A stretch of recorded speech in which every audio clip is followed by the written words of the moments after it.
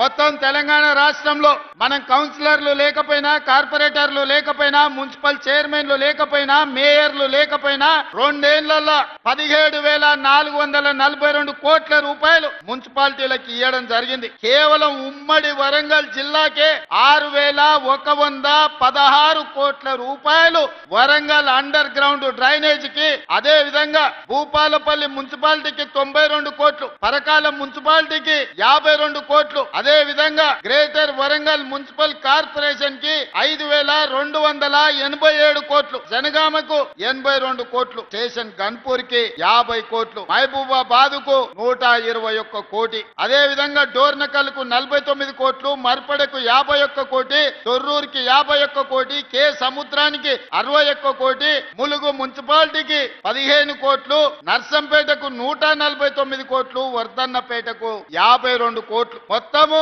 6,116 కోట్ల రూపాయలు ఉమ్మడి వరంగల్ జిల్లా మున్సిపాలిటీలకు ఇవాళ మనం నిధులు ఇచ్చినాం.